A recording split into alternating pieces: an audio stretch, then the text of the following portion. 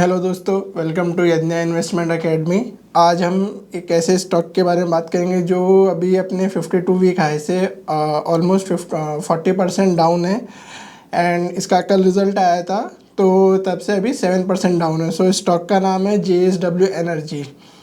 पहली बात तो ये कि अभी ये जो क्वार्टर है इसके अंदर, क्योंकि पिछली लास्ट इस क्वार्टर के अंदर मानसून सीज़न एक्सटेंडेड था एंड सर्दियों का सीज़न था, तो एनर्जी रिक्वायरमेंट कम थी, तो इस वजह से कंपनी का रिज़ल्ट इतना अच्छा नहीं है। तो चलिए अब हम देखते हैं थोड़ा कि क्या हुआ कंपनी का इस Q3 FY25 के अंदर। सो अगर हम देखेंगे तो रेवेन्यू फ्रॉम ऑपरेशन ये Q3 FY25 के अंदर 2439 करोड़ है, जो कि 4% डाउन है YOY and QOQ is 25% down. तो जैसा कि ना था कि ये क्वार्टर पावर जनरेटिंग कंपनीज जो कि पावर सेल करती है किसी और को या जनरेट करती है, तो उनके लिए अच्छा नहीं रहता है। तो हमें इन कंपनीज का रिजल्ट YOY के अंदर ही देखना चाहिए, क्योंकि Q1Q देखोगे तो EBITDA मार्जिन्स 1450 बिप्स, मतलब कि 14.5% डाउन है। नेट प्रॉफिट भी 20% डाउन है। तो YOY देखना ही सेंस बनाता है। एंड YOY भी देखा जाए तो कंपनी का रेवेन्यू भी 4% डाउन है। EBITDA is 17% down. EBITDA margin is also 6.2% down. फिर net profit margin is also 2.2% down. तो इसका ऐसा क्या हुआ कंपनी के, जिसके कारण की कंपनी का रेवेन्यू भी डाउन है, EBITDA भी डाउन है, तो वो हम देखेंगे। उससे पहले एक चीज़, जैसे कि मैंने आपको बताया था कि ये जो क्वार्टर होता है दिसंबर वाला क्वार्टर, इसके अंदर हमेशा ही देखो 8% का मार्जिन, फिर दिसंबर 2009% का मार्जिन, अभी 7% का, और जो है सितंबर मार्जिन इससे पहले वाला जो क्वार्टर होता है उसके अंदर 20%, 26%, दैट इज़ द हाईएस्ट। तो उससे अगर हम कंपेयर करेंगे तो ये क्वार्टर हमें बुरा ही दिखेगा, इसलिए हमें YOY देखना चाहिए। सो कंपनी का क्या हुआ, कंपनी ने जो इलेक्ट्रिसिटी जनरेट होती है, thermal, solar, company is JSW is mostly into energy generation, तो थर्मल, सोलर, विंड और जो भी जनरेशन होती है। तो Q3 FY24 जो लास्ट क्वार्टर था इन FY24 6128, जो कि इंक्रीज हुई ओनली 10% का इंक्रीज था जनरेशन के अंदर। बट जो ये शॉर्ट टर्म थर्मल 207 सबसे ज़्यादा जनरेशन ये शॉर्ट टर्म थर्मल के अंदर जो है कंपनी का मार्जिन यहाँ से आता है। तो ये जो है इसके प्राइसेस डाउन हो गए। जैसे मैं आगे एक बार एक स्लाइड में दिखाता हूँ। तो जो कंपनी की ये प्राइसेस, ये जो लाइन है FY25 की, ये अगर हम देखेंगे तो ये डाउन ही है पिछले ईयर से, ये नीचे ही नीचे जाए जा रही है। तो कंपनी की जो ये प्राइसेस है ये 26% से गिरी है। जनरेशन सिर्फ 10% से बढ़ा है, बट प्राइसेस 26% से गिरी है।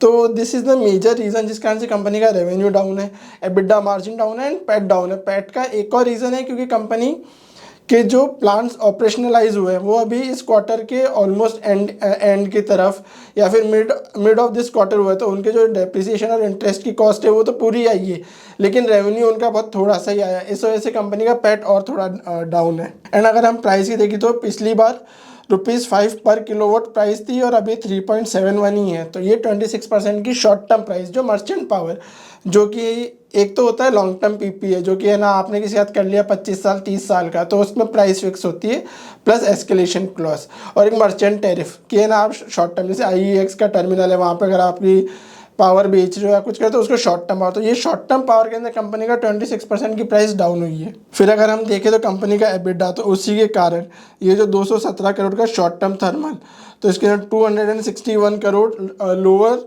रेवेन्यू जो कंपनी को मिला है, उसी कारण कंपनी का EBITDA डाउन हुआ है। कंपनी का EBITDA is down by 17% and EBITDA margin, तो वो ये सबसे मेजर रीज़न है। फिर अगर हम और आगे देखें तो कंपनी का, अब हम देखते हैं PLF प्लांट लोड फैक्टर की कंपनी कितना जनरेट करी है। तो थर्मल के अंदर भी अभी 2% का डाउन है क्वार्टर एंड अगर 9 मंथ्स में भी देखें तो 2% का डाउन है। सिर्फ एक हाइड्रो ही है जिसके अंदर कंपनी का जो PLF है वो इंक्रीज़ हुआ है, बाकी सबके अंदर PLF डाउन है, प्लांट लोड फैक्टर। बाकी सोलर एंड विंड क्योंकि ये क्वार्टर ही ऐसा रहता है, तो इस चक्कर के अंदर।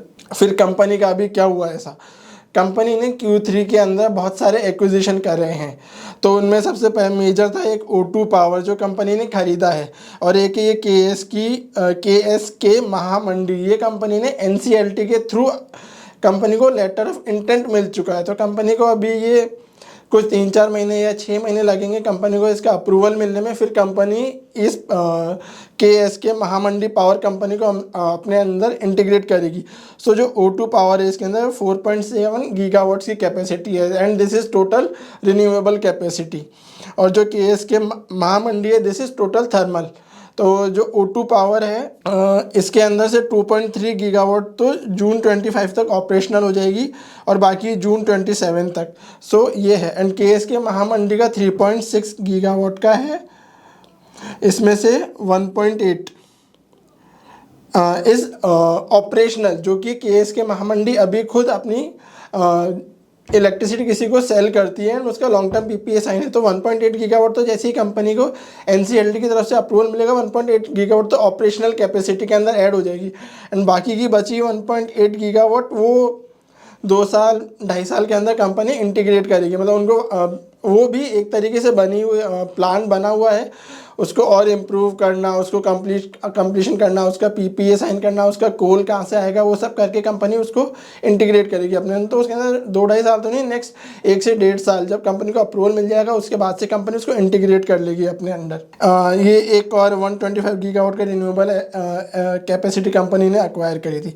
O2 पावर में एक चीज़ ये है कि जो ये 2.3 गीगावाट जैसे ही कंपनी की ऑपरेशन हो जाएगी तो कंपनी का जो EBITDA है वो अप्रॉक्स 1500 करोड़ से इंक्रीज हो जाएगा। मतलब ये 2.3 gigawatt is going to give 1500 crore of EBITDA to the company. And जैसे ये 4.7 गीगावाट मतलब जून 27 का एंड ही मान लो, तब से कंपनी को अप्रॉक्स 5000 करोड़ का जो EBITDA है वो कंपनी का इंक्रीज हो जाएगा। तो ये एक बहुत बड़ी बात है कंपनी का होती ही। जैसे कि अगर हम देखा जाए तो अभी पर क्वार्टर 1000 करोड़ का EBITDA है और अगर टोटल देखेंगे हम तो वो अराउंड 3 to 4000 तो वो डबल हो जाएगा EBITDA। तो वो सारी बातें हैं। फिर कंपनी की जो टोटल कैपेसिटी है, टोटल कैपेसिटी कंपनी का लास्ट क्वार्टर तक कंपनी का था कि 2030 के अंदर हमारा 20 गीगावाट का प्लान है जो कि इंक्रीज़ हो, क्योंकि अभी नए एक्विजिशंस करें तो कंपनी 28.3 गीगावाट तो अभी कंपनी को विजिबल है कि इतनी कैपेसिटी हम बनाएंगे and this is so company is going to achieve their target of 20 gigawatt before 2030 only. So that is very good for the company. सो इसमें अगर हम देखें तो ट्रांजैक्शन इन प्रोग्रेस जो है O2 पावर जून 25 का हो जाएगा। फिर KSK का 1.8 जैसे कि मैंने बोला वो ऑपरेशनल है, बस इंटीग्रेट करना बाकी है, जैसे अप्रूवल आ जाता है कंपनी से। फिर ये अंडर कंस्ट्रक्शन है, इनमें PPA साइन है। तो ये एक बहुत अच्छी चीज़ है कंपनी का कि रेवेन्यू विजिबिलिटी है कि शॉर्ट टर्म से कोई फ़र्क नहीं पड़ेगा कंपनी को। एंड बाकी 6.7 इज इनटू पाइपलाइन की, हाँ ठीक है, धीरे धीरे बनाएंगे उसको। बाकी ठीक है, जो ये मैं बता रहा था स्ट्रेटेजी 2.2 20 गीगावाट तो कंपनी का 28 तो पहले ही हो चुका है। That is very good for the company. फिर एक नेगेटिव पॉइंट कंपनी का क्या हुआ था, कंपनी ने एक SECI गवर्नमेंट एजेंसी के साथ battery storage project for 500 megawatt hours का कंपनी ने 2022 के अंदर साइन करा था। सो दैट वाज कुछ 8 कंपनीज थी, उनके अंदर बिडिंग हुई थी, उसमें से company was the L1 bidder. But CERC 3 से 4 बार डिले करता गया प्रोजेक्ट को साइन करने के अंदर। सो जो कंपनी ने जब साइन करा था तो वो कंपनी ने साइन करा था 10,80,000 पर मेगावाट। बट जैसे जैसे 2022 कैसे बैटरी स्टोरेज की प्राइसेस कम होती गई लिथियम आयन और उनकी, तो आज उसकी वो 4 लाख पर मेगावाट पर मंथ के ऊपर आ चुकी है। तो वो बहुत रिडक्शन हो गया है। तो CERC ने इस प्रोजेक्ट को कैंसिल कर दिया है कि नहीं ये प्रोजेक्ट नहीं करना है। बट सिंस कंपनी ने ट्रांसपेरेंट थी, कंपनी ने प्रोजेक्ट प्रॉपर बिडिंग प्रोसेस के थ्रू करा था सब, एंड जो डिले हुआ वो CERC की तरफ से हुआ है। तो कंपनी ने अपेलेट ट्रिब्यूनल में CERC के अगेंस्ट केस कर रखा, अपील कर रखी है। So company is very much confident कि कंपनी को पुराने वाले टैरिफ के ऊपर ही ये प्रोजेक्ट मिल जाएगा। अगर ऐसा होता है तो this is also going to increase the revenue and profit margins. एक पॉलिसी आई थी जिसकी जैसे कंपनी का अगर हमने देखा थर्मल में कंपनी है एंड थर्मल का 3.6 गीगावाट कंपनी NCLT से एक्वायर करी। तो एक CERC की पॉलिसी है, उन्होंने remove mandatory payments for power supply to the grid before commercial operation, उसको इन्फर्म पावर बोलते हैं। तो क्या होता है, जैसे ग्रिड के ऊपर अगर आपको पावर देनी है तो वो कंटिन्यूस होनी चाहिए, तो उससे पहले उसको चेक करा जाता है 6 महीने से 12 महीने की जो आपका थर्मल पावर प्लांट है वो इस लायक है भी नहीं है, इतना केपेबल है भी या नहीं है कि वो 24/7 पावर दे सकता है। तो इसलिए उसको पहले ट्रायल रन दिया जाता है। तो उस ट्रायल पीरियड के अंदर companies use to get at least जो कि उनकी फ्यूल की कॉस्ट या जो वेरिएबल कॉस्ट होती थी वो कंपनीज को वापस मिलती थी, बट CERC ने वो मना कर दिया है कि वो अब नहीं मिलेगा। उस कारण से भी कंपनी के रेवेन्यूज़ डाउन है। सो इसके against association of power producers, उन्होंने CERC से रिक्वेस्ट करी कि इसको वापस रिव्यू करा जाए, क्योंकि इससे कस्टमर्स को तो ठीक है एक फ़ायदा है कि उनको कम रेट में रेवेन्यू मिलेगी, बट ऐसे कंपनीज़ को बहुत लॉसेस हो सकते हैं। तो this is also we are going to see future में कि क्या पॉलिसीज अपडेशन होता है या अमेंड होती है।